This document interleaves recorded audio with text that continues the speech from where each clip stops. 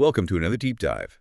Today, we're really digging into a topic that, well, it often feels purely physical, right? Mm-hmm. But as we're going to uncover, it's profoundly psychological. We've got some genuinely fascinating source material here, exploring that inner landscape of weight loss. Yeah, specifically focusing on what happens after the scales change. Exactly. Mm-hmm. So let me ask you directly, what if the real journey, the truly transformative one, only begins when the scale finally tips? That's the core question. We're diving into this insight from Dan Hollis, who puts it brilliantly. Weight loss is biology. Staying there is narrative. That's really the idea we're going to unpack today. And that concept is, well, it's absolutely crucial. It really challenges that common perception that weight loss is simply about calories in, calories out. Right. Just math. Which it isn't, not entirely. Dan Hollis's work, it brilliantly shifts the focus. It moves from just the numbers to the profound human experience that follows the weight loss. So our mission in this deep dive really is to understand what happens when that physical hunger quiets down. How do emotional needs suddenly, surface? And why is crafting a completely new narrative for yourself so essential for any kind of lasting change? That's right. And this isn't just about medications like, say, semaglutide, although we will touch on their very specific role. A very interesting role. It is. But this deep dive is really about the profound inner work that comes next.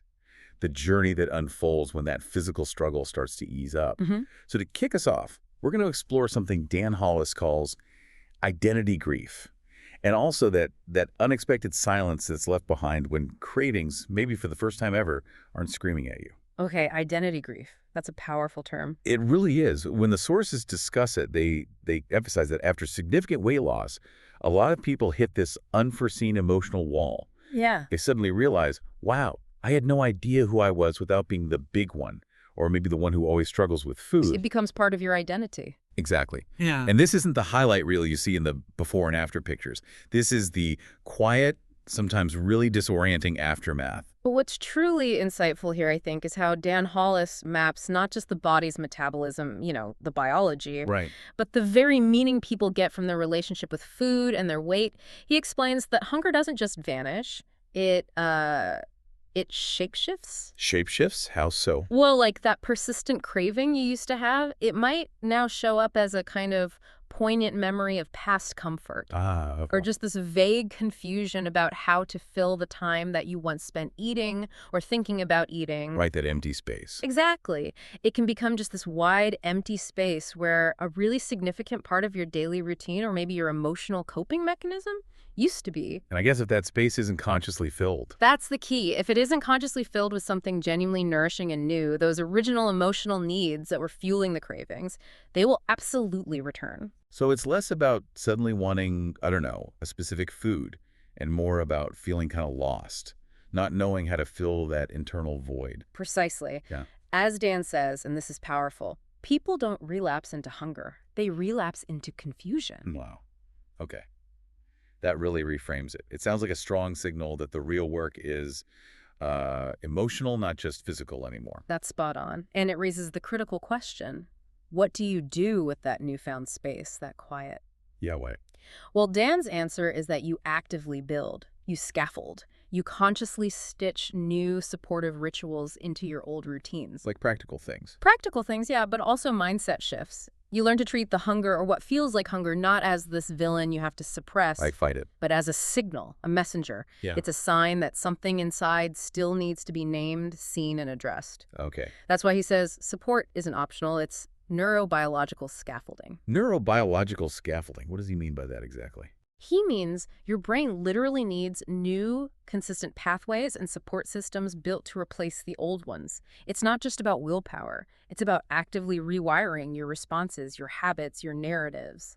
So this is where medications like semaglutide perhaps come into the picture. Yes, this is where they fit. Our sources describe it as giving people this really vital pause, like a significant window of opportunity. Mm-hmm. It effectively slows appetite, reduces that biological noise, the constant cravings, it turns down the volume. But Dan offers a powerful caution here, doesn't he? Hmm. He says this newfound quiet can actually be, well, almost dangerous if you're not prepared for what it reveals. Absolutely. Because in that quiet, the deeper stories we've maybe buried, the emotional needs we've masked with food, sometimes for years. They tend to rise to the surface. Like what kind of needs? Oh, maybe the underlying need for comfort that food used to provide, or distraction from loneliness, or perhaps a sense of control in a life that feels chaotic. And this is exactly why robust emotional support, deep self-understanding, and consciously constructing a new personal narrative. Yeah. These aren't just helpful extras. They're essential. They're structural necessities for long-term success. You need that scaffolding. That is a profound shift in perspective. It means the true deep work really starts not when you begin losing the weight, but when you stop needing food to explain your feelings or maybe to manage them. It's that pivotal moment when, as Dan puts it, when the cravings stop, the truth begins. And what's so powerful about that statement is it comes from someone who has, guided countless individuals through that exact, often challenging moment. Right. He doesn't promise immediate comfort in this truth because honestly, facing it can be really difficult. I imagine so. But he promises clarity, and clarity in the long run is far more valuable for sustainable change. It lets you finally see what you've truly been hungry for all along. And this just changes everything about how we typically approach weight loss, doesn't it? It means that while the physical process, losing the pounds, can certainly change your body, Yes. only a new, aligned story, one that truly resonates with who you are now and what you genuinely need, can sustainably change your future. That's it, because if you're not careful, biology can give you these incredible physical results. Yeah, the after picture looks great. Right, but your underlying psychology, your old narrative, can simply dismantle those results over time. So it's like building a house on shaky foundations. Exactly. Which is why Dan Hollis's approach goes way beyond just medication or diet plans. He offers language, frameworks, and something he calls narrative memory. Narrative memory. Yeah, tools to help people not just lose weight, but to truly come home to themselves. He really emphasizes recognizing that emotional hunger sounds like a craving, but it's actually a question, a need asking to be seen. A question. Like what? It might be a question like, do I feel safe right now? Or am I truly connecting with others? Or maybe, do I have a sense of purpose? Things food can't actually fix. Right. And this is where the real deep dive begins for you, the listener. Dan teaches that what we often mistake for physical hunger, that grumble, that hollowness, that urge to raid the fridge, is often actually fatigue or loneliness or chronic stress or maybe even just overstimulation. So true. What you're reaching for in the pantry isn't necessarily calories. It's often connection or comfort or clarity. So key is not shaming that pattern. No, not at all. It's Yeah. about naming it. And in doing that, you give yourself permission to see emotional hunger not as some personal weakness, Right.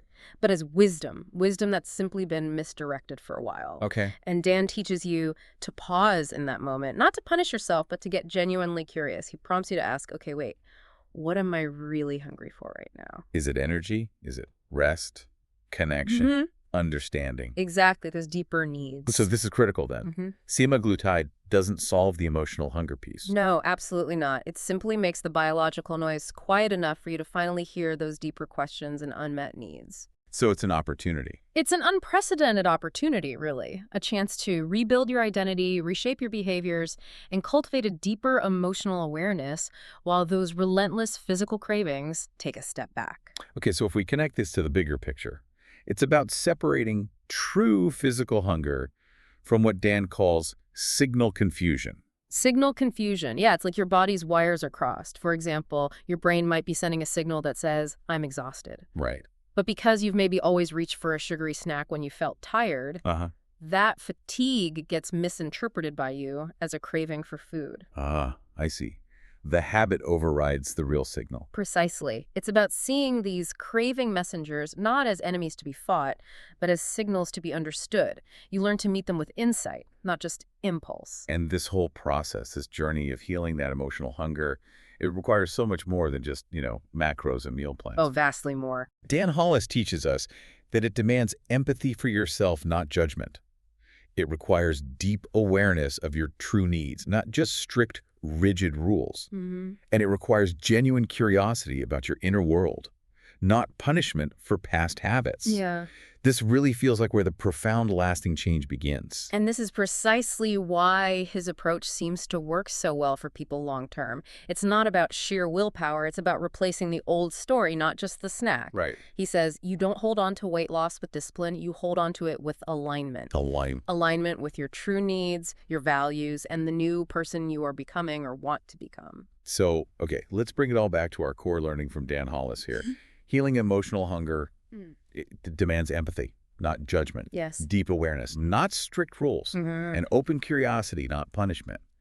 It's a really powerful, almost liberating framework for true, lasting change. It really is. And it beautifully reinforces that semaglutide, while, yes, an incredibly powerful biological tool. Right, a game changer for many. Absolutely. But it isn't the ultimate solution to emotional eating. Instead, as Dan so eloquently puts it, it's the silence that lets you find one. The silence that lets you find one. I like that. It serves as this unique pause, this invaluable window for deeper self-discovery and the opportunity to actually build a new life. So for you, our listener, maybe consider this as you move forward.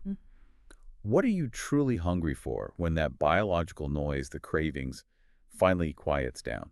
What deeper emotional needs, perhaps long ignored, need support and attention now that food is no longer filling those gaps? Brings up that important question again.